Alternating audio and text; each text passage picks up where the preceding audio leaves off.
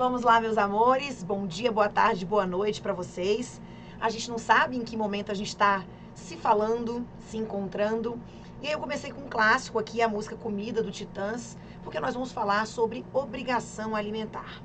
Então, passando aí por vários assuntos, principalmente sobre o momento que a gente falou sobre o poder familiar. E a gente sabe que o poder familiar compete aos pais. E dentro desse conceito de poder familiar, nós temos uma série, de obrigações, de deveres, entre os quais a questão do dever de convivência, guarda, visitação, mas também a manutenção da prole, o que engloba a obrigação alimentar. Mas a obrigação alimentar, ela não está relacionada apenas ao poder familiar ou à relação paterno-materna filial. Nós temos também os alimentos voltados para o parentesco, tá? O princípio da solidariedade familiar ou social. Então, nós temos alimentos entre cônjuges e companheiros, nós temos, os alimentos relacionados ao parentesco. Então, eu posso, inclusive, em determinado momento, pedir alimentos para o meu irmão, que são os colaterais de segundo grau. Então, a gente tem uma concepção, na verdade, bem ampla e bem focada nesse princípio da solidariedade familiar ou social.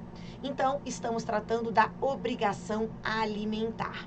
Será que a pensão alimentícia, os alimentos, eles se restringem apenas ao extremamente necessário para que a pessoa possa se manter?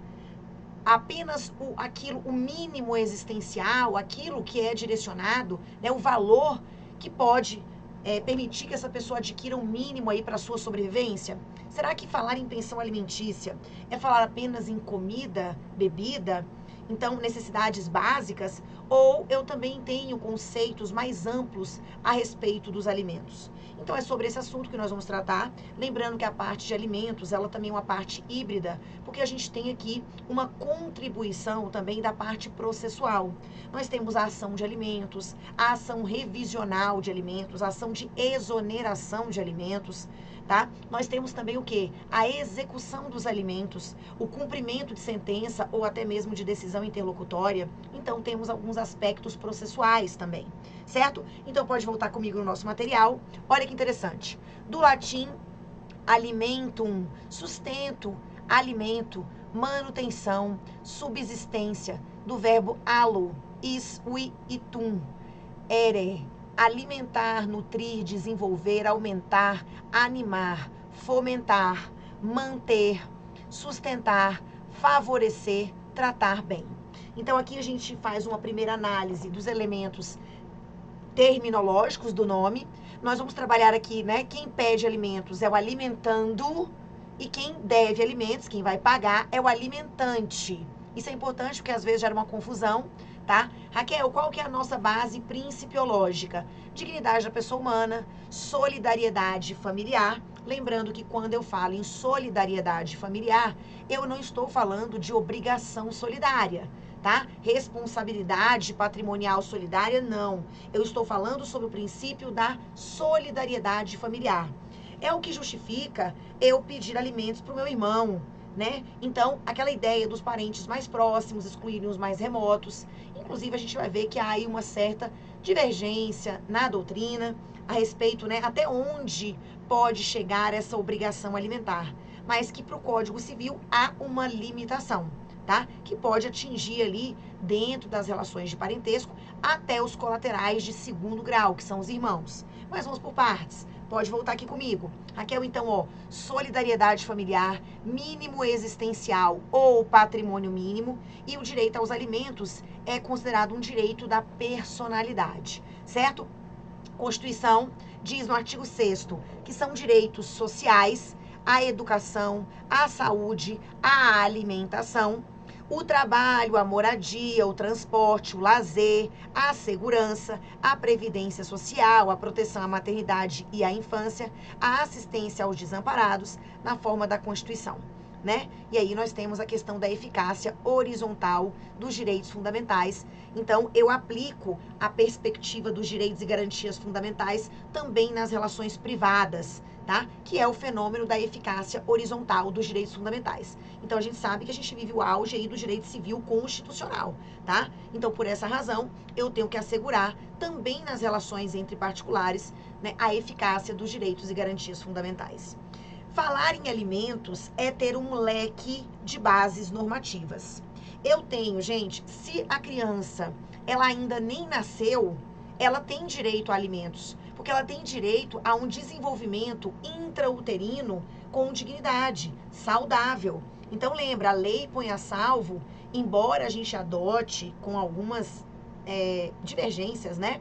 A teoria natalista, então o sujeito é pessoa natural a partir do momento em que ele nasce com vida, que ele respira e ele adquire personalidade jurídica, ele adquire capacidade de direito ou de gozo, mas a lei põe a salvo os direitos do nascituro. Então, os alimentos gravídicos, apesar da lei de alimentos gravídicos estabelecer que a legitimidade é da mãe para pedir, a doutrina, tipo Flávio da Tucci, Cristiano Chaves, entendem que o nascituro também teria legitimidade. Para quem normalmente se prepara para a OAB, né? Então, na OAB é um pouco diferente, porque a banca FGV, ela não aceita essa opção como verdadeira. O nascituro, representado aí por sua mãe, por exemplo, pleitear alimentos gravídicos. Só que, na verdade, isso é possível. Mas a lei de alimentos gravídicos, ela refere-se aí à mãe, né? Mas a gente sabe que o destinatário final é o nascituro. Então, Raquel, nem precisa esperar a criança nascer. Não precisa. Você vai ter que fazer ali uma prova mínima, né, do que você está alegando, e você vai pedir uma liminar de alimentos gravídicos. E esses alimentos vão perdurar durante o período gestacional até o nascimento da criança.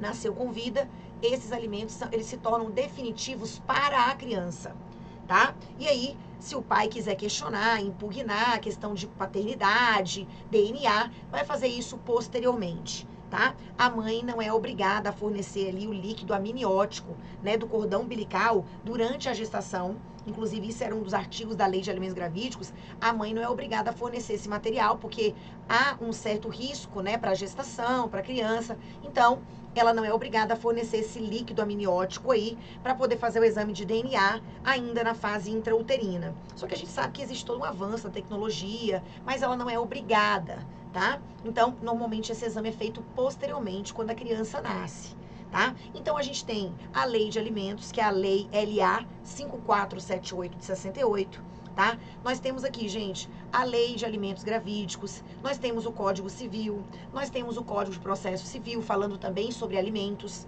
tá? Então, a gente tem uma base normativa, né, considerável. Pode voltar aqui comigo rapidinho, olha lá. Código Civil, nós vamos fazer uma análise do artigo 1694 ao 1710, a Lei 5478 de 68, tá? Que é a Lei de Alimentos, a Lei 11.804 de 2008, que é a Lei de Alimentos Gravídicos. Nós temos também a Lei, gente, 14.010. Olha o que ela diz. Até 30 é a lei que instituiu o RJET, o Regime Jurídico Especial de Transição, para o período da pandemia, tá? Então, a Lei 14.010, até 30 de outubro de 2020, na verdade, ela é encarada como uma lei temporária, né? Então, até 30 de outubro de 2020, a prisão civil por dívida alimentícia, prevista no artigo 528, parágrafo 3º e seguintes do CPC, deverá ser cumprida exclusivamente em sua modalidade domiciliar, ou seja, prisão domiciliar, sem prejuízo da exigibilidade das respectivas obrigações, né? E temos também a previsão no CPC, tá? Depois eu até coloco aqui para vocês os dispositivos legais, tá? Muito bem, gente. Hoje ainda se vive o momento da pandemia, essa que é a verdade, né? A gente está numa fase ainda de restrições. As coisas estão voltando paulatinamente a funcionar na modalidade presencial, mas a grande questão é que a prisão, tá, civil do devedor voluntário e inexcusável de alimentos, vocês sabem que essa é a única prisão civil permitida no Brasil, principalmente depois que o Supremo, ele reconheceu a supralegalidade do Pacto São José da Costa Rica. Então, antes, e até na Constituição, quando você pega ali o artigo 5º, você ainda vai ler, tá escrito lá ainda, que prisão civil nós só teríamos duas, a do devedor voluntário e inexcusável de alimentos e também do depositário infiel. Só que essa do depositário infiel, ela caiu por terra, tá? principalmente por causa de foi um HC e um recurso extraordinário, tá? Por meio do qual o Supremo reconheceu, como eu disse, essa supralegalidade do Pacto de São José da Costa Rica e disse, né, o Brasil então passou a entender que desde aquele momento só se admite um tipo de prisão civil, que ela é excepcionalíssima, que é a prisão civil do devedor voluntário e inexcusável de alimentos, tá? Lembrando que essa prisão civil é uma medida coercitiva, indireta, desencorajadora, é um mecanismo de pressão que não quita a dívida, mas que tenta pressionar o devedor de tal maneira a fazer com que ele cumpra a obrigação alimentar, tá? Fixada em título executivo judicial ou até mesmo em título executivo extrajudicial, certo? Então, ok. Falamos aqui sobre, né, alguns dispositivos. Lembra, eu posso estar focada na obrigação alimentar envolvendo pais e filhos. Então, nesses casos, o poder familiar fala mais alto. E aí eu posso utilizar como base também a Lei 5478 de 68, tá? Raquel, mas eu sei que depois dos 18 anos, tá? É possível que o filho continue a receber alimentos. Só que aí já não é mais com base no poder familiar. Aí é com base na relação de parentesco. Normalmente o que, gente? Se o filho tem alguma incapacidade, ele continua a receber, tá? Se o filho está fazendo faculdade, está fazendo um curso técnico, ainda não tem condições de ser inserido no mercado de trabalho, então o pai também continua a pagar. Então, essa obrigação normalmente vai perdurar aí até os 24 anos, né? Até ele terminar a faculdade. Lembrando que o pai pode fazer aí uma fiscalização, né, um controle, para saber realmente se a pessoa está frequentando as aulas, né, porque às vezes a pessoa está frequentando, está reprovando, só para se manter ali recebendo a pensão alimentícia, tá? Então, até os 18 anos, a base na relação pais e filhos é o poder familiar, depois disso é a relação de parentesco, e aí é preciso demonstrar realmente a necessidade, porque aqui, gente, quando eu falo em alimentos, sempre surge para nós um binômio. A doutrina do Rio Grande do Sul, ela acaba falando em trinômio, que é a necessidade de quem pede, a possibilidade de quem paga e o critério de razoabilidade e proporcionalidade. Então, na hora de fixar a pensão alimentícia, que pode sim ser fixada em razão, né, tomando como premissa, como base de cálculo o salário mínimo. Se a pessoa tem um vínculo empregatício, seletista, é concursada, então normalmente é preferível o desconto, né? Se ela tem um vínculo, gente, é desconto na folha de pagamento, tá? Então a gente vai fazer o desconto aí na folha de pagamento, tá? Oficia-se o órgão empregador e ele já faz os descontos e deposita numa conta que ou está em nome da criança, do beneficiário, né, ou da genitora, enfim, tá? Então é isso. Ah, que a pessoa é autônoma, a pessoa ela é desempregada, vive de bicos. Então, normalmente, a pensão alimentícia é fixada em razão do salário mínimo. E aí a pessoa se compromete a fazer um depósito até tal dia do mês, numa conta também indicada na petição inicial, tá? Então, percebam, aqui eu já sei, tá? Raquel, tem prazo para pedir alimentos? Não. Essa pretensão para pedir, ela é imprescritível. Lembrando também que é um direito recíproco entre pais e filhos. Os pais ali na velhice, eles também podem pedir alimentos para os filhos. E aqui a gente tem uma base diferente, que eu até nem coloquei ali para vocês, mas eu posso acrescentar no material, que é o Estatuto do Idoso, tá? Então, a gente tem o Estatuto do Idoso e, excepcionalmente, eu sei que no material aqui, ao longo do material, tem essa previsão. Porque, gente, eu falei para vocês que a obrigação alimentar, ela não é solidária. A única hipótese em que a obrigação alimentar é solidária, ela vai se manifestar quando eu estou tratando dos alimentos previstos no Estatuto do Idoso. Então, o pai pedindo alimentos para os filhos, ele pode pedir um valor que ele necessita todo para um filho só, que tem melhores condições. Por quê? No Estatuto do Idoso, a obrigação alimentar é a única vez em que você vai ouvir falar em obrigação alimentar solidária. É no Estatuto do Idoso, certo? Então, é importante que a gente faça essas considerações introdutórias para pedir alimentos. Não há prazo. Lembra, Raquel, minha mãe nunca pediu alimentos para mim. Eu completei 18 anos, agora eu quero fazer faculdade, eu posso entrar agora? Sim. O que você não pode, meu amor, é entrar com a ação de alimentos aos 18 anos e pedir retroativo, desde quando eu nasci. Não. Os alimentos são devidos desde a citação. Então, eu entro agora, o sujeito, o réu, vai ser citado, e a partir da citação ele deve os alimentos. Agora, cuidado, uma vez fixados os alimentos, seja num título executivo judicial ou extra, você tem prazo para executar. Eu coloquei isso aqui no material de vocês, tá? A pretensão executiva, ela é prescritível. Para pedir alimentos não tem prazo, tá? Agora, para executar alimentos já estabelecidos, aí há sim que é o prazo de 2 anos. Só que tomem cuidado, viu, gente? Porque as questões de prova dizem assim, fulaninho tem 10 anos de idade, o pai foi condenado a pagar alimentos desde quando ele tinha 1 ano, nunca cobrou, nunca executou. Cuidado. Quando eu tô falando de pretensão executiva, tô dizendo para vocês, a pretensão executiva de alimentos, ela prescreve. Só que tem que lembrar, a prescrição, ela não corre para o absolutamente incapaz. E ela também não corre enquanto perdurar o poder familiar. Então, a gente tem que se atentar, vocês vão ver algumas questões sobre isso, tá? Então, Raquel, se ele está submetido ao poder familiar ainda até os 18 anos, então o meu prazo, em tese, só começaria a contar para eu executar quando eu completasse os 18 anos. Sim, ou em casos de emancipação, tá? Vem comigo aqui. Vamos falar um pouquinho de Código Civil. Olha que interessante.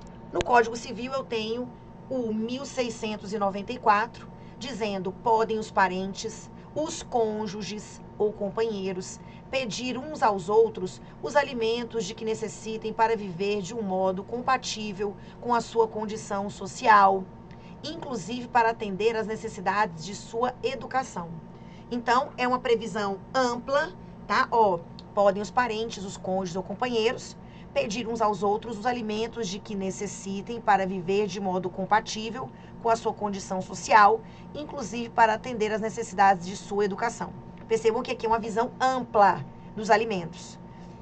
Os alimentos devem ser fixados na proporção das necessidades do reclamante e dos recursos da pessoa obrigada. Então, binômio, necessidade e possibilidade, ou tríade ou trinômio, necessidade, possibilidade e proporcionalidade ou razoabilidade. Os alimentos, olha que interessante. Raquel, eu tenho aqui um conceito amplo de alimentos. Aqui, a gente viu que existe um conceito amplo de alimentos. Eu tenho um conceito amplo de alimentos e aqui eu tenho o parágrafo 2º. Os alimentos serão apenas os indispensáveis à subsistência. Raquel, quando você fala isso, eu penso numa cesta básica. É isso mesmo. Aqui é um conceito restrito, limitado. Então, aqui eu lembrei da comida mesmo, da cesta básica. Os alimentos serão apenas os indispensáveis à subsistência quando a situação de necessidade, ela resulta de culpa de quem os pleiteia. Ai, Raquel, calma aí. Então, o cônjuge, o companheiro culpado, aquele que violou deveres conjugais, que expôs o outro. Então, Raquel, ele ainda assim pode pedir alimentos para mim? Pode. Só que ele não vai ter um valor amplo. Eu terei que pagar alimentos. Percebam, gente, essa questão da culpa, eu falei para vocês que depois da emenda constitucional 66 de 2010, a gente não analisa mais a culpa no fim, né, na dissolução dos vínculos conjugais. E que a culpa, ela fica reservada para as hipóteses de responsabilidade civil nas relações familiares e também na parte de alimentos. É possível que o comportamento do cônjuge ou companheiro reduza o valor dos alimentos ao mínimo existencial, ou seja, né, é só para subsistência mesmo do sujeito. Isso quando outros parentes não estiverem em condições, porque eu vou ser o último a ser procurado, tá? E há situações em que, dependendo da conduta daquele cônjuge ou companheiro que precisa dos alimentos, dependendo da sua conduta, gente, olha o babado, é possível que o cônjuge ou companheiro que necessita dos alimentos, ele tenha agido com indignidade. Então, é possível que eu tenha, inclusive, uma exclusão da obrigação alimentar. Se não há redução, há exclusão, tá? Então, volta aqui, o código diz que os alimentos serão apenas os indispensáveis à subsistência quando a situação de necessidade resultar de culpa de quem os pleiteia. Então, a culpa aqui, ela é responsável pela redução dos alimentos. ao mínimo existencial, a redução da pensão alimentícia. São devidos os alimentos quando quem os pretende não tem bens suficientes, nem pode prover pelo seu trabalho a própria mantença, e aqueles de quem se reclamam pode fornecê-los, sem desfalque do necessário ao seu sustento. Mais uma vez falando sobre binômio, tá? O direito à prestação de alimentos, ele é recíproco entre pais e filhos, e extensivo a todos os ascendentes, ok? Recaindo a obrigação nos mais próximos em grau, uns em falta de outros. Então, Raquel, é recíproco entre pais e filhos. Aí você pode até completar aqui, ó, a parte dos pais, né, mais idosos em relação aos filhos, também encontra amparo no Estatuto do Idoso, ok? Estatuto do Idoso. Então, é recíproco entre pais e filhos e extensivo a todos os ascendentes, recaindo a obrigação nos mais próximos em grau, uns em falta de outros. Raquel, então aqui também justifica a obrigação dos avós. Obrigação alimentar avoenga. Obrigação alimentar avoenga, tá? Então pode recair sobre todos os ascendentes. Vamos continuar. Na falta dos ascendentes, cabe a obrigação aos descendentes, guardada a ordem de sucessão. E faltando, né, não tem nem ascendente nem descendente, então cabe aqui aos irmãos. Então esse aqui é o limite. Os colaterais de segundo grau, tanto os germanos como os unilaterais, ok? Ou seja, irmãos por parte de pai e mãe, mas pode ser também o meu irmão por parte de pai ou mãe. Se o parente que deve alimentos em primeiro lugar não estiver em condições de suportar totalmente o encargo, serão chamados a concorrer os de grau imediato. Sendo várias as pessoas obrigadas a prestar alimentos, todas devem concorrer, olha aqui, na proporção dos respectivos recursos. E intentada a ação contra uma delas, poderão as demais ser chamadas a integrar a lide. Então aqui, ó, lembra, ele fala que cada um vai contribuir na medida o quê, gente? Ó, cada um contribui na medida dos seus recursos. Então, aqui, né, se esse grau, né, de parentesco não tiver em condições de pagar, nós vamos pro próximo. Então, é uma obrigação subsidiária, né? Eu vou nos mais próximos para depois chegar até os mais remotos. Raquel, mas eu já ouvi falar o seguinte, se um filho, ele pede alimentos pro pai, o pai não tem condições, eu vou para os avós paternos. Os avós paternos podem chamar para o processo os maternos. Alguns autores vão dizer que isso aí é uma modalidade de intervenção de terceiros atípica, né? Um chamamento ao processo especial. Cuidado, sui generis. Porque eu não estou falando de obrigação solidária. Quando eu trato de obrigação solidária, justifica falar em chamamento ao processo, que é uma modalidade de intervenção de terceiros voltada para obrigações solidárias. Não é o caso. Então, o que eu vejo na jurisprudência é que quando eu resolvo chamar os avós paternos, eu também tenho que colocar os maternos, porque é uma situação de litisconsórcio passivo necessário, tá? Mas não é obrigação solidária. E eu também não concordo que seja um chamamento ao processo, porque aqui a gente não está diante de obrigação solidária, tá? Então tomem cuidado. Volta comigo. Então, Raquel, as pessoas, os parentes, eles vão sendo chamados, tá, a concorrer na proporção dos respectivos recursos. Beleza. Então, a gente já focou aqui no 1698. Se fixados os alimentos, sobrevier uma mudança na situação financeira de quem os supre ou na de quem os recebe, poderá o interessado reclamar ao juiz, conforme as circunstâncias, exoneração, redução ou majoração do encargo. Esse artigo aqui é a base normativa para a ação de exoneração, que é para extinguir a obrigação alimentar, exoneração de alimentos. Então aí, ó, exoneração de alimentos ou a revisão, que pode ser para aumentar mais ou para reduzir, ok? A obrigação de prestar alimentos transmite-se aos herdeiros do devedor na forma do artigo 1694 e também nos limites da herança. A pessoa obrigada a suprir os alimentos poderá pensionar o alimentando, dar-lhe hospedagem e sustento, sem prejuízo do dever de prestar o necessário à sua educação quando ele for menor. Então, ao invés de pagamento, eu posso pensionar, né, dar moradia, hospedagem, né, e sustento, sem prejuízo do dever de prestar o necessário à sua educação. Compete ao juiz, se as circunstâncias o exigirem, fixar a forma como vai ser cumprida essa prestação. Gente, normalmente a prestação de alimentos, ela vai ser fixada, né? Os alimentos eles serão fixados, já sei que é com base, né, na necessidade de quem pede, na possibilidade de quem está pagando.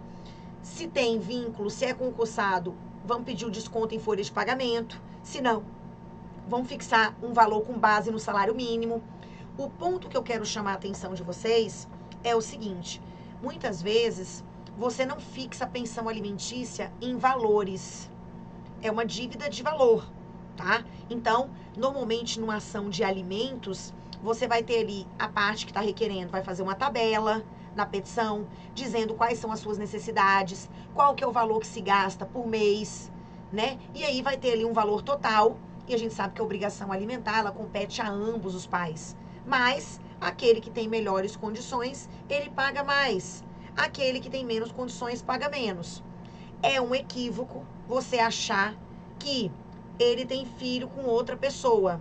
Então, se ele paga tanto para outra pessoa, ele tem que pagar o mesmo valor para mim. Gente, isso é um equívoco, tá? Ah, ele tem filho com uma outra mulher. Então, se ele paga um salário mínimo para ela, tem que pagar um salário mínimo para o meu filho também. Não. Os alimentos são fixados de acordo com a necessidade de quem pede e as possibilidades de quem paga. Eu tenho que saber se esse segundo filho tem as mesmas necessidades do que o primeiro.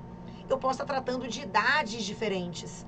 Eu posso estar tratando de filhos que têm alergia alimentar, de filhos que têm necessidades especiais. Então, Raquel, mas isso não estaria ferindo o princípio da isonomia? Fixar alimentos de forma diferente? Não. Lembra, quando a gente fala da isonomia entre filhos, é não ter tratamento discriminatório, direito sucessório assegurado em igualdade de condições, mas isso não quer dizer que o valor da pensão tem que ser igual para todos os filhos. Eu tenho que atender o trinômio, e isso que interessa, tá bom? Volta aqui. Então, ó, eu coloquei aqui para vocês, tá? Só o detalhe que eu quero chamar a atenção. Raquel, normalmente o juiz vai fixar os alimentos ou com base no percentual da remuneração da pessoa, né? A gente fala que é a sua remuneração líquida, né? Você pega ali o bruto e tira o imposto de renda, o INSS. Então, a gente tira os descontos compulsórios, pega o valor total, tira os descontos compulsórios e o que sobrar a gente pede para fixar os alimentos em cima daquela remuneração, tá? Agora, tem pessoas que preferem fazer o pagamento da pensão alimentícia in natura. Então, eu vou pagar a escola, então eu fico responsável patrimonial, né? Me dê os boletos, eu vou pagar os boletos. O ruim de fixar alimentos in natura é que quando eles não são cumpridos, isso dá uma dificuldade danada na execução.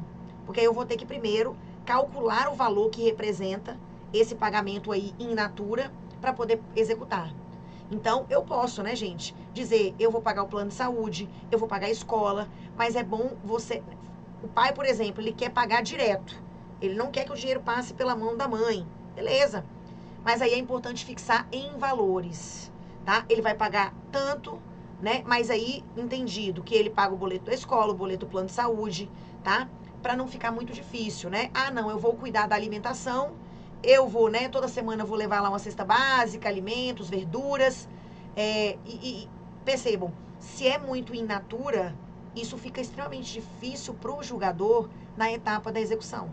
Então, quando o juiz permite isso, essa fixação in natura, sem muito parâmetro, ele mesmo pode sofrer numa futura execução. Para poder o quê? Delimitar primeiro o valor, para depois ir para a etapa de execução propriamente dita. Tá bom? Vamos lá. Na separação judicial, litigiosa, sendo um dos cônjuges inocente, desprovido de recursos, prestar-lhe ao outro a pensão que o juiz fixar, obedecidos os critérios do 1694. Aqui vocês já estão percebendo que ele está falando da relação de cônjuges, né? Ex-cônjuges. Então, Raquel, como é que funciona? Nós vamos chegar nesse momento, tá? Não vou falar agora não. Mas quando eu tô falando de alimentos, gente, para os cônjuges e companheiros, lembrem-se que alimentos vitalícios, né, são hoje uma exceção.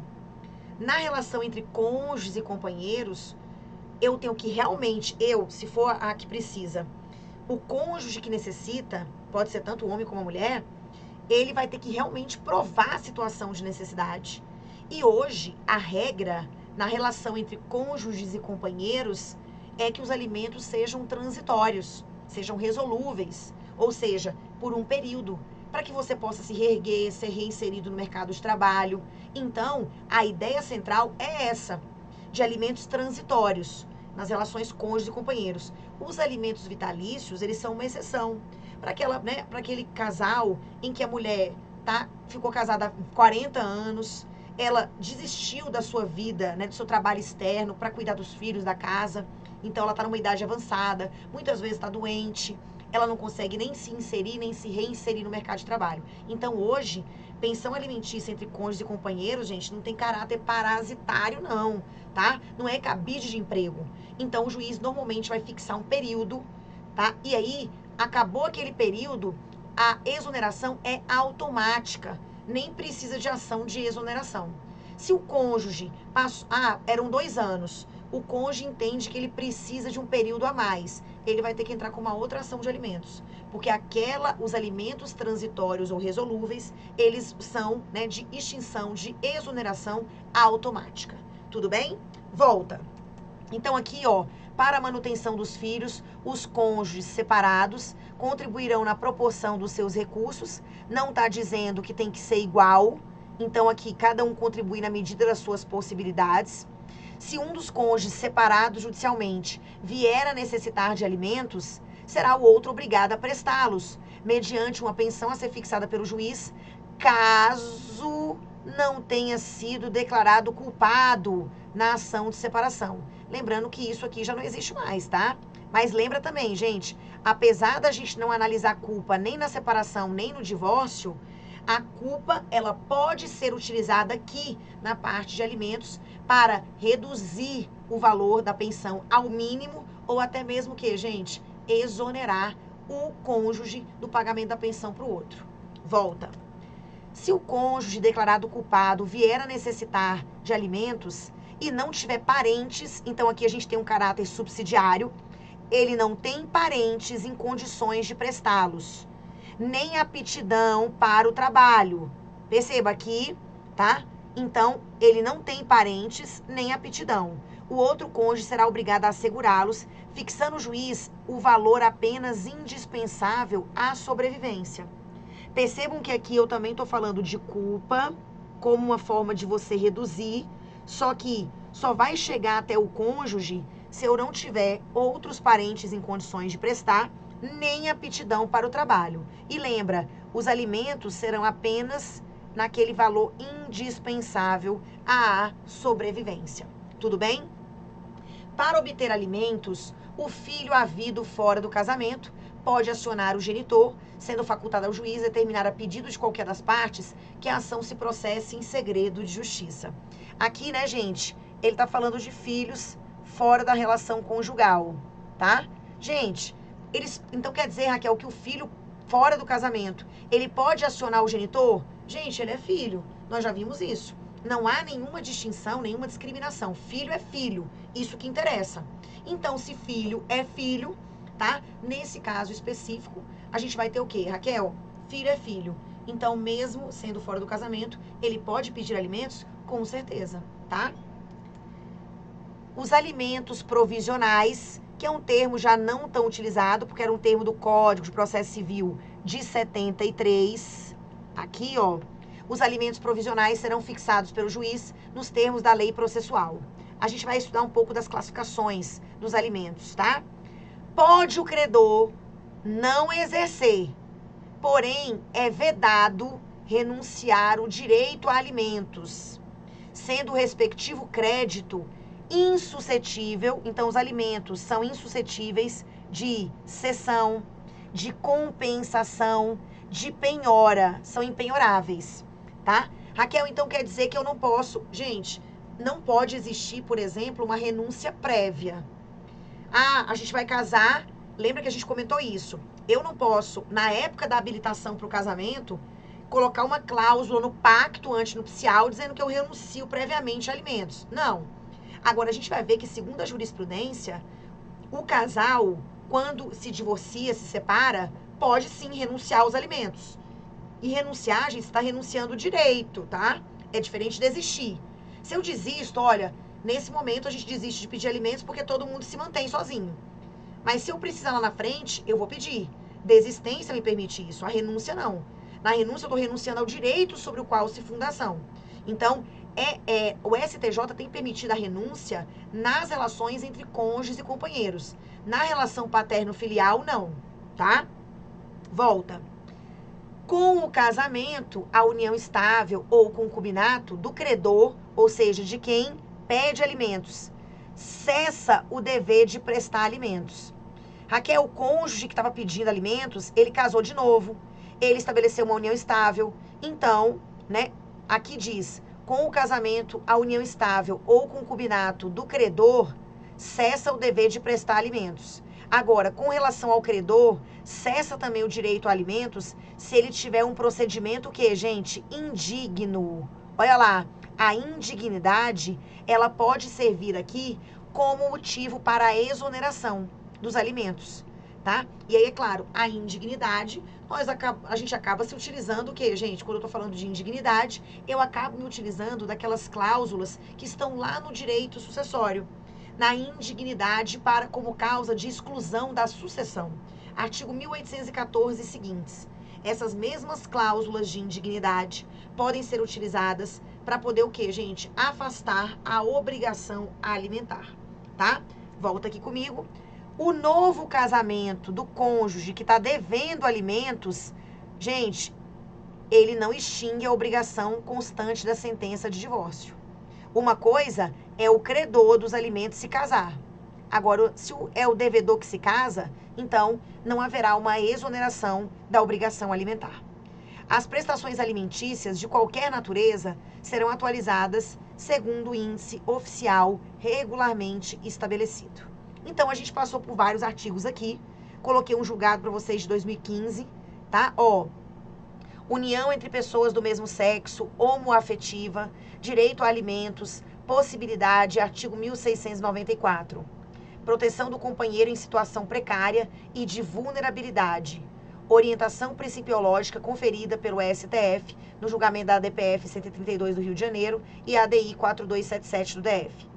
Então, aqui é um julgado antigo, fazendo referência ainda ao Código de Processo Civil velho, tá? Então, em que... Raquel, então quer dizer que esses alimentos, eles valem para os cônjuges, eles valem para os companheiros, seja a relação heteroafetiva, homoafetiva, sim, tá? Então, na união estável, lembra que a gente teve aula sobre união estável. E eu falei que depois que a união estável foi reconhecida como entidade familiar, a gente teve algumas normas regulamentadoras. A Lei 8971 e 9278, que acabou tratando da possibilidade de alimentos, tá? Esse julgado vale muito a pena ser lido, pode voltar aqui comigo. Caso da psicóloga dos Jardins, de São Paulo, tá? É um julgado antigo, tá? Mas em que ficou reconhecido que o afastamento de alimentos com caráter parasitário. Gente, esse negócio de que vou me divorciar e vou me dar bem e vou pedir uma pensão vitalícia, isso aí hoje é exceção, Brasil. A regra hoje são os alimentos transitórios ou resolúveis na relação cônjuge-companheiro. Olha, eu vou te dar um tempo aí para você se reerguer e vambora. A vida que segue, tá? É claro, é uma análise casuística. tá? Relações muito duradouras, em que um dos cônjuges está muito idoso, nunca trabalhou, ou já não tem mais uma atualização, se dedicou à família, tem alguma limitação de doença. Gente, tudo bem, vai ser alimento vitalício. Agora, se a pessoa casa de novo ou constitui união estável, a gente passa a peteca pro próximo, né? Então, o antigo para de pagar. Não teria muito sentido continuar, mas vocês vão encontrar julgados até em sentido diferente, tá? Então, não pode, tá? Gente, pensão alimentícia de ex-marido ou ex-esposa não é benefício previdenciário, não é aqui, né, gente, uma pensão vitalícia. A ideia central não é essa. A ideia central é que o quê, gente? Que cada um consiga reescrever a sua história, tá? Volta comigo. Então, esse aqui, gente, ó, esse vale a pena, tá? A gente fazer uma paradinha. O dever de mútua assistência, que perdura ao longo da união, protrai-se no tempo, mesmo após o término da sociedade conjugal. Assentado o dever familiar, o dever de alimentar, dos entes, dos então separandos, ainda unidos pelo vínculo matrimonial, nos elementos dispostos no 1694 e 1695, sintetizados no amplamente difundido binômio necessidade de quem reclama e recursos da pessoa obrigada. Ultrapassada essa etapa, quando dissolvido o casamento, válido pelo divórcio, tem-se a consequente extinção do dever de mútua assistência, não remanescendo qualquer vínculo entre os divorciados, tanto que desimpedidos de contrair novas núpcias. Dá-se, portanto, uma incontornável ruptura a quaisquer deveres e obrigações inerentes ao matrimônio, cujo divórcio impôs definitivo termo.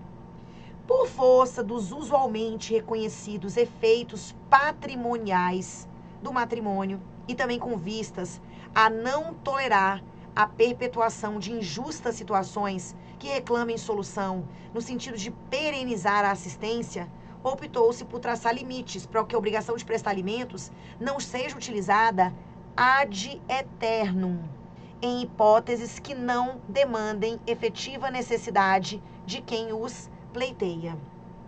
Dessa forma, em paralelo ao raciocínio de que a decretação do divórcio cortaria toda e qualquer possibilidade de se postular alimentos, admite-se a possibilidade de prestar alimentos sob as diretrizes consignadas nos artigos 1694 seguintes, e o que implica na decomposição do conceito de necessidade, à luz do 1695, do qual é possível colher os seguintes requisitos caracterizadores: a ausência de bens suficientes para a manutenção daquele que pretende e incapacidade dele para prover pelo próprio trabalho a sua mantença.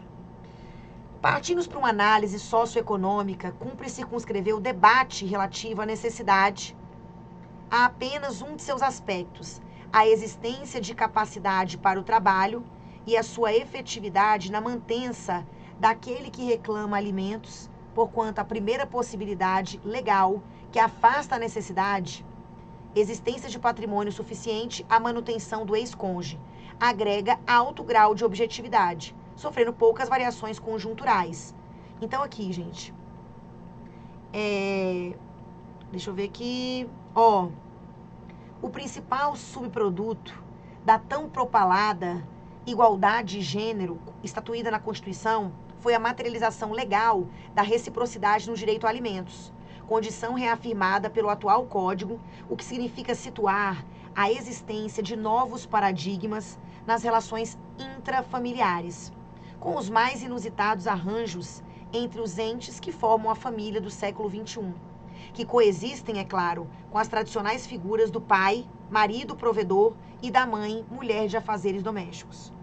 O fosso fático entre a lei e a realidade social impõe ao julgador detida análise de todas as circunstâncias e peculiaridades passíveis de visualização ou intelecção do processo, para imprescindível definição quanto à capacidade ou não de autossustento daquele que pleiteia alimentos.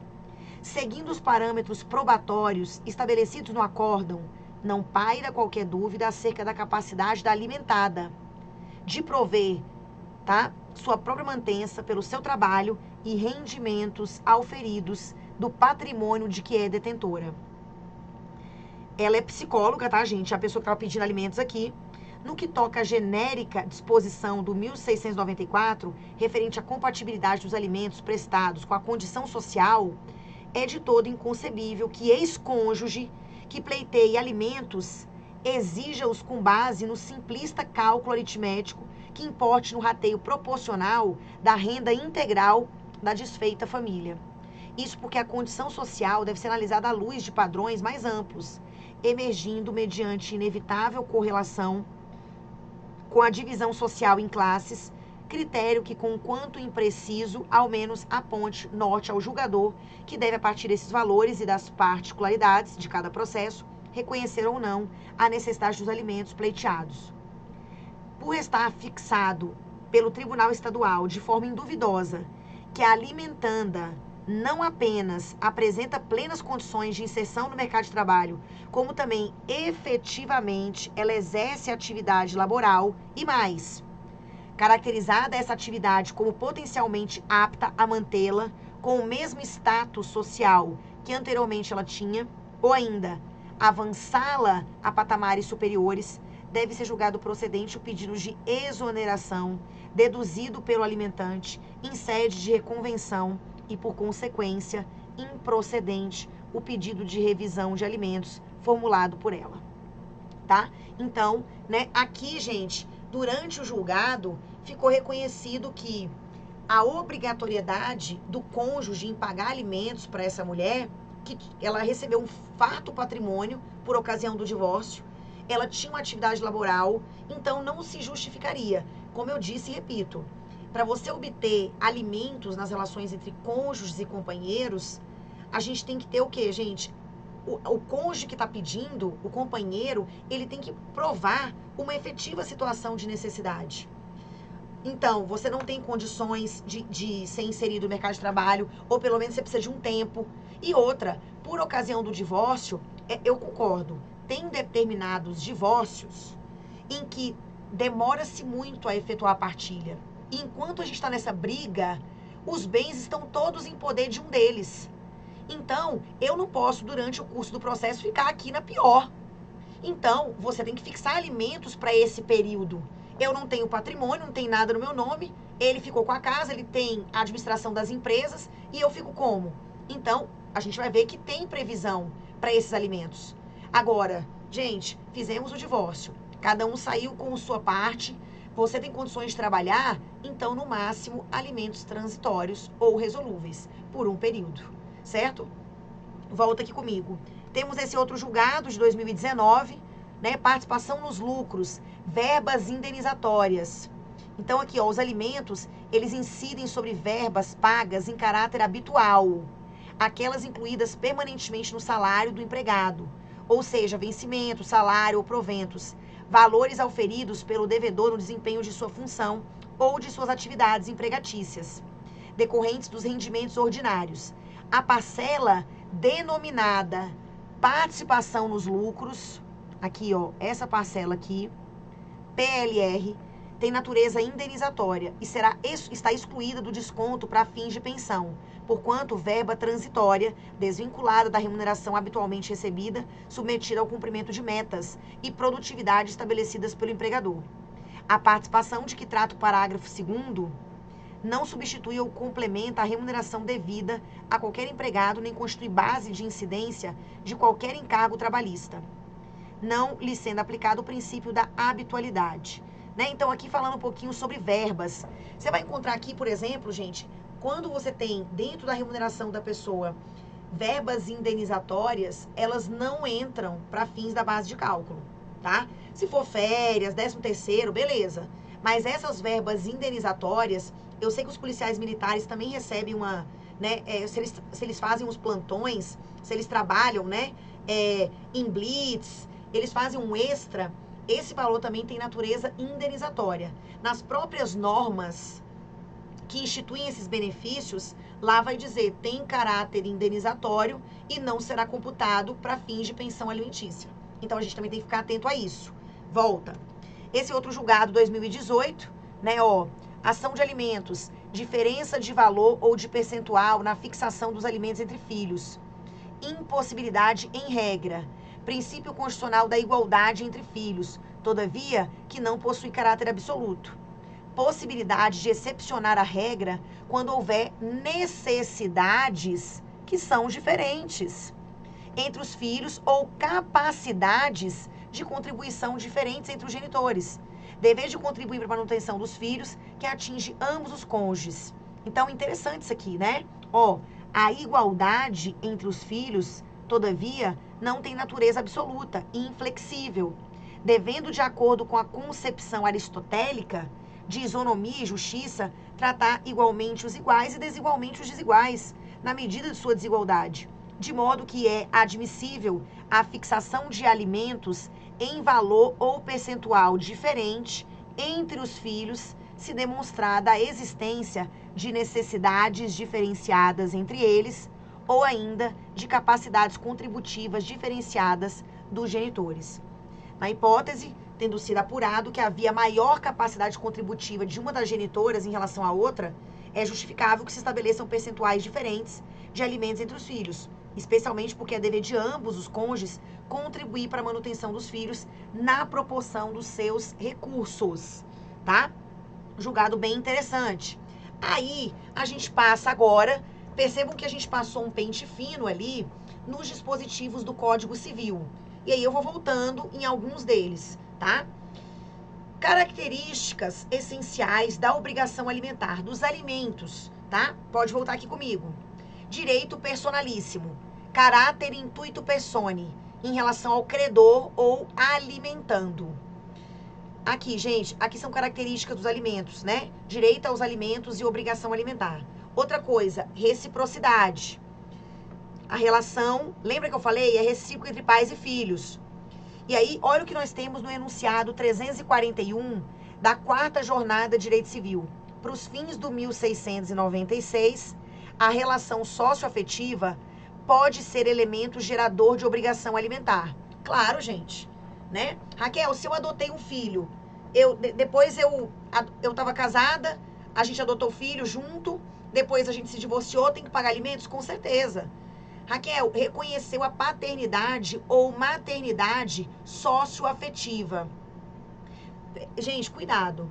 Se a gente reconheceu ou por decisão judicial, ou porque o filho tem mais de 12 anos, fui lá no cartório, coloquei meu nome no registro, nome dos avós, ele tem o nome de 2 mães, 2 pais, né? Imagina, fomos no cartório e tem o nome de uma mãe e 2 pais no registro, o pai biológico e o pai socioafetivo. Lembra que esse filho pode pedir alimentos para qualquer um deles, qualquer dos pais, a mãe. Então, é aqui um dos benefícios da multiparentalidade ou da pluriparentalidade. Agora, lembra que tem aquela lei Clodovil, tá? A lei Clodovil, ela existe para você fazer uma homenagem para o seu padrasto ou madrasta. Então, eu tenho uma relação tão legal com padrasto e madrasta que a gente, né, a gente pede para que eu use o sobrenome dele. É uma forma de homenagear. Gente, essa lei Clodovil, ela não tem nada a ver, tá, com a socioafetividade. Porque lá na lei Clodovil é apenas uma homenagem que eu faço ao meu padrasto e madrasta, que não gera direito sucessório, que não gera direito a alimentos, tá? Agora, se a gente estiver falando aqui de paternidade, maternidade socioafetiva, adoção, tá? A adoção brasileira é o que acontece, né, gente? O cara se apaixona por uma mulher, a mulher tá grávida, ele diz que vai assumir tudo, inclusive o filho, que ele sabe que não é um filho dele. Ele diz, não, mas eu vou assumir, tá tranquilo. Aí ele registra, é uma adoção brasileira. E aí depois, quando termina a relação, ai, que surpresa, gente. Como assim, Raquel? Ai, que surpresa. Eu não quero mais. Eu também não quero assumir essa criança. Eu quero entrar com a negatória de paternidade, fazer o DNA, mostro que não é meu. Não é bem assim, não. Então, você registrou? Então, ele vai herdar de você, você vai ter que pagar alimentos. Para retirada do nome do registro, só em casos em que você foi induzido a erro, vícios de consentimento, coação, tá? O que é difícil do ponto de vista probatório, o que eu sempre venho batendo nessa tecla, tá? Então, volta. Raquel, então, há uma reciprocidade nos termos do artigo 1696. Só voltando aqui, ó, gente, sem preguiça. Olha o que diz o 1696. O direito à prestação de alimentos é recíproco entre pais e filhos e extensivo a todos os ascendentes. recaindo a obrigação nos mais próximos em grau, uns em falta dos outros. Então, a questão da reciprocidade. Volta aqui comigo. Enunciado 34 do IBDEFAN. É possível a relativização do princípio da reciprocidade acerca da obrigação de prestar alimentos entre pais e filhos, nos casos de abandono afetivo. Então, eu posso, abandono afetivo e material pelo genitor que pleiteia alimentos, fundada no princípio da solidariedade familiar que o genitor nunca observou. Então, aqueles casos de abandono afetivo, abandono material, qual que é o recomendado? Que eu entre com uma ação para retirar o nome do meu pai do meu registro e também o que? Retirar o nome dos avós. Se ele nunca me prestou, gente, auxílio em nenhum sentido durante a vida toda, agora o bonito quer o quê, gente? Agora, na velhice, ele quer a minha ajuda. Mas ele nunca me ajudou. Então, em casos de abandono afetivo, você pode pedir o quê, gente? Que você seja exonerado da obrigação alimentar. Ok? Volta. Irrenunciabilidade. Os alimentos são irrenunciáveis. Tem umas ressalvas, ok? Pode o credor não exercer. Porém, é vedado renunciar o direito a alimentos, sendo o respectivo crédito insuscetível de cessão. Então, os alimentos, eles são o quê, gente? Incompensáveis, impenhoráveis, tá? Olha que interessante. O artigo 1707 do Código Civil, ele não impede que seja reconhecida válida e eficaz a renúncia manifestada por ocasião do divórcio. No divórcio eu posso renunciar, ou dissolução de união estável. A irrenunciabilidade do direito a alimentos somente é admitida enquanto subsistir vínculo de direito de família. Então, havendo o rompimento desse vínculo, tá? Eu poderia sim renunciar os alimentos, tá? Nós temos aqui, posição divergente da nossa querida professora Maria Berenice Dias. O silêncio não exclui os demais parentes do encargo alimentar. O silêncio não significa que tenham os demais sido excluídos do dever de pensionar. Os encargos alimentares seguem os preceitos gerais. Na falta dos parentes mais próximos, são chamados os mais remotos, começando pelos ascendentes, seguidos dos descendentes. Portanto, na falta de pais, de avós, de irmãos, a obrigação passa aos tios, tio-avô, depois ao sobrinho, sobrinho-neto e, finalmente, aos primos. Gente, a professora Maria Berenice Dias, ela defende uma posição que eu, particularmente, entendo muito razoável. Para fins de prova, a obrigação alimentar, ela só vai até o quê, gente? Até os colaterais de segundo grau, até os irmãos, né? A gente busca nos ascendentes, nos descendentes, sem limites, até os colaterais de segundo. Para Maria Berenice Dias, ela diz assim, engraçado, na hora que eu preciso de ajuda, eu só posso pedir até o irmão. Mas se eu morrer, até o primo pode vir atrás da herança. Porque a ordem de vocação hereditária ou sucessória, ela vai até os colaterais de quarto grau. Então, ela entende, se a gente está junto na parte boa, você tem que estar junto comigo na parte ruim também, quando eu precisar de você. Então, ela entende que a obrigação alimentar, ela deveria se estender até os colaterais de quarto grau. Ou seja, eu poder pedir alimentos para os primos, para os tios, para os sobrinhos. Então, é uma posição doutrinária, eu entendo razoável. Na prática, eu sei que seria o caos, né, gente? Porque a gente tem muitos casos de paternidade mega master plus irresponsável. Então, gente, na minha casa já tem exemplo, tá? Ia sobrar para mim, a gente sempre tem um irmão mais trabalhoso, Então, assim, ia acabar sobrando para aqueles que acabam, gente, seguindo sua vida, se desenvolvendo, crescendo financeiramente. Mas eu entendo que a posição dela, por mais que na prática não seja tão legal, mas na minha opinião é justa. Estejamos juntos na parte boa e na parte ruim, certo? É claro, você vai encontrar alguns julgados de tribunais ordinários ou estaduais que permitem, tá, gente? Que eu já vi casos de conseguir pedir pro tio, de pedir pro sobrinho, mas são casos super peculiares, de crianças especiais, que têm necessidades especiais, quando você não tem mais nenhum parente para onde fugir, para onde correr. Então, eu já vi isso, tá? Mas, como eu disse, são situações que vão... normalmente, o juiz, ele se sensibiliza e ele vai decidir com base nos princípios, porque a gente não tem uma base normativa nesse sentido, ok? Volta comigo. Aí temos esse outro julgado. Olha que legal, gente. A ação de alimentos ajuizada pelos sobrinhos, representados pela mãe em face de tias idosas. Tias essas que ajudavam esses sobrinhos voluntariamente. Então, olha que interessante.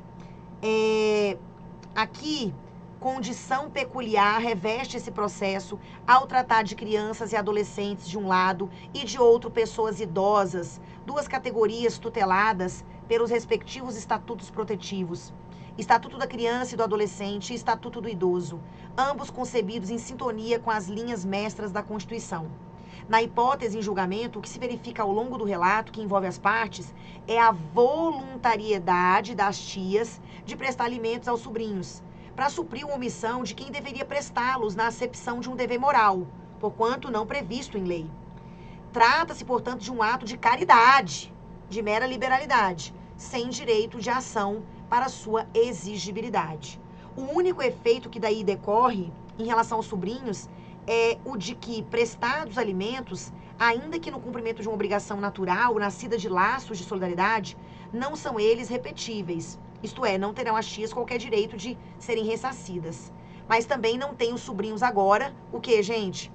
Se as tias paternas, pessoas idosas, sensibilizadas com a situação dos sobrinhos, buscaram alcançar de alguma forma condições melhores para sustento da família, mesmo depois da separação do casal, tal ato de caridade, de solidariedade humana, não deve ser transmutado, em obrigação decorrente do vínculo, notadamente em se tratando de alimentos decorrentes de parentesco, quando a interpretação majoritária da lei tem sido no sentido de que os tios não devem ser compelidos a prestar alimentos aos sobrinhos.